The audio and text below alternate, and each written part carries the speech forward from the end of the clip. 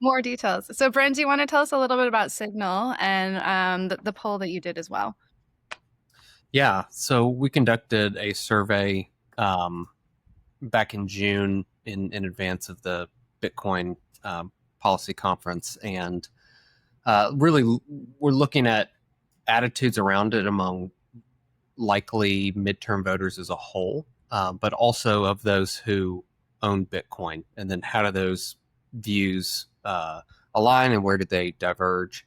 And really, from a demographic standpoint, came across a lot of what Troy did. The difference between our two surveys is that he's looking at Americans as a whole, and we're looking at likely midterm general election voters. And so, when you look at how many Americans are registered to vote, and that's less than 100%. And then you look at of registered voters, how many are going to vote in the midterms, and sometimes you're around 50% or so of registered voters. So we're looking at somewhat different populations there, and I How do you think determine that? Do you ask them a question like, "Are you going to vote?"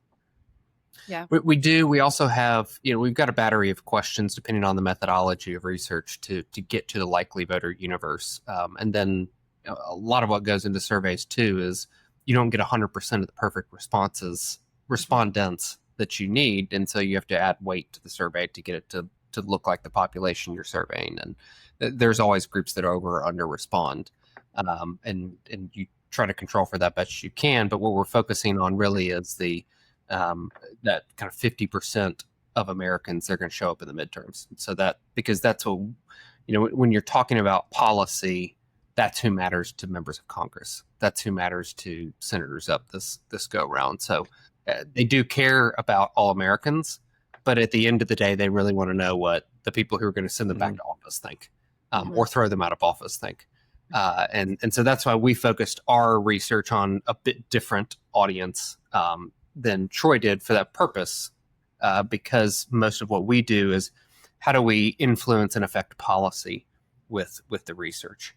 And as we looked at these voters, kind of to go back to some of the things you and Troy were just talking about, is the profile of who owns Bitcoin is a bit different. Yes, psychologically.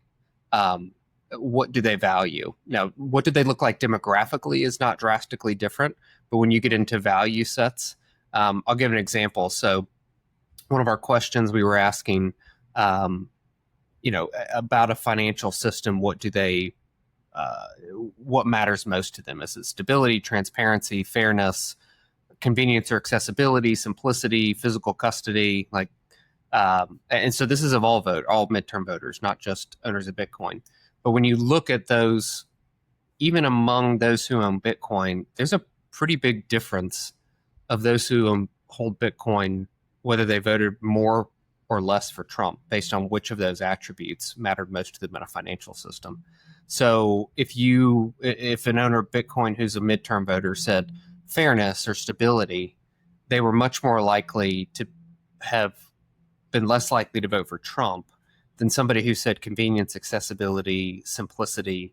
And I think Troy's study gets a lot more into that psychographic profile of this, but that was just one thing as a new Bitcoiner myself over the last couple of years, and then definitely new to the community as a whole, that stuck out to me. But when you think about it, just in terms of what changed in the 2024 election from a turnout perspective, you can see a lot of alignment of the psychology of somebody who owns Bitcoin and the new people who showed up for the first time or the first time in a long time in the 24 election. Because we did an exit study on election day in 24 in November.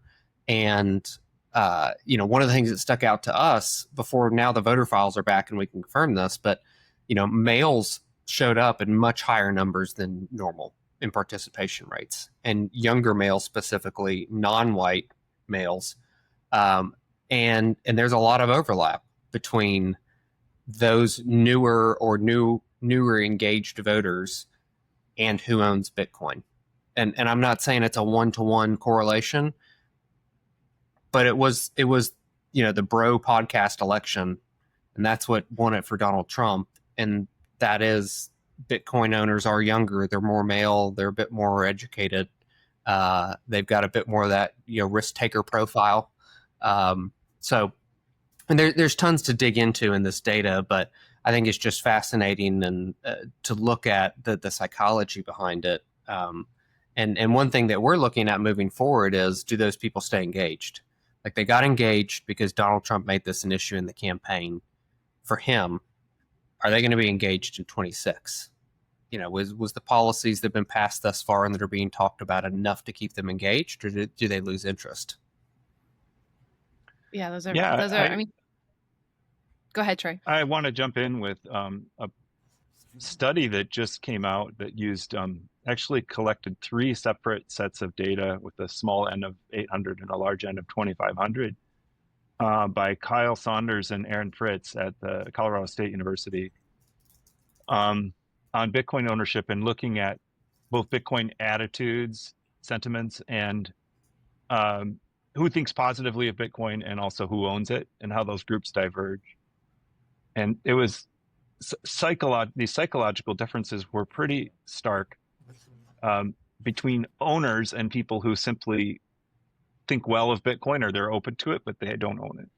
And the difference was that among people who own Bitcoin, they scored high on the quote unquote need for chaos, which is a composite of different measures of basically how open you are to disrupting systems and institutions. So some of the questions they ask for this need for chaos sound really bad, like, disagree or agree. Nothing is happening, and it would be great if like a natural disaster struck a random country. And that's part of like need for chaos. Yes, I know. Who would answer that they agree with that? But the people who are just bored and want things to burn. But other things are like, the system is corrupt and it can't be reformed from within. It needs to be destroyed or replaced.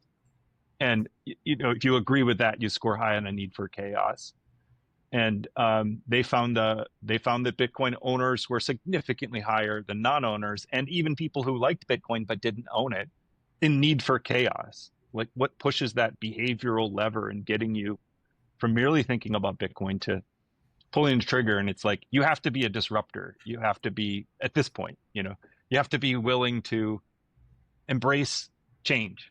And like Brent said, we found not just younger men, but this time around in this iteration of the survey, also non-whites much more likely to own Bitcoin than whites. Black and Hispanic, I don't really trust our others because the numbers are just too small, but Black and Hispanics were like twice as likely to own Bitcoin as whites. And so if you look at that demographic of young Hispanic males, that was really influential in this election. There's been a lot of analysis done on that demographic, like, why did the Democratic Party, when it came to Trump in particular, lose young Hispanic males? And there's a hypothesis here, which is, well, those are the same people who are getting into Bitcoin, and Trump was speaking to them. They're much more likely to use Bitcoin, and they're much more likely to support politicians who say they support Bitcoin.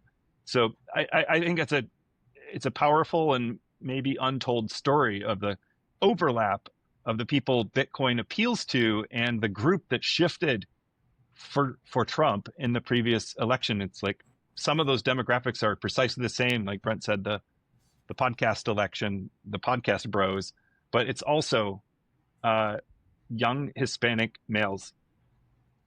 One thing, and I don't know, Renee, if you intended to go down an esoteric rabbit hole, but one of the theories that we've been bouncing around internally, because I'm one of the oldest folks at our firm, and I'm 41.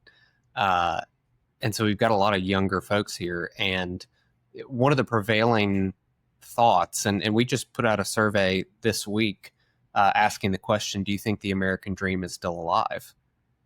Among midterm voters. And it is, I don't have it in front of me right now, but it's in the mid to upper 40s of the number of people that believe that the American dream is still alive. And when you look at people under the age of 30, it's 30% that say the American dream is still alive. And the reason I bring that up is most of the post-World War II institutions that were built have benefited older individuals.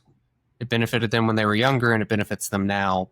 And the bulk of younger people that I know, and especially when you get into minority communities, don't think that any of the institutions that exist benefit them. And not that they just don't benefit them, they actually hold them back.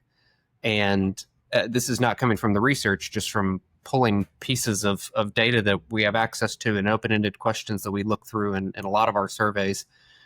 There is a willingness to try new things that may benefit them more because the existing systems hold them back, not even just don't benefit them, but hinder their ability. And so that would be something really interesting to dig into, is what is your view on institutions and how they serve you? And what is the overlap there between Bitcoin owners? Because I think, that's one of the reasons that I decided to get into it, is that I try to look 20 years down the road and say, okay, do I want all my money tied up in the stock market and some real estate? Or do I really believe that the US dollar is going to be strong and not completely overinflated in 20 years? And my answer is heck no. I don't believe that.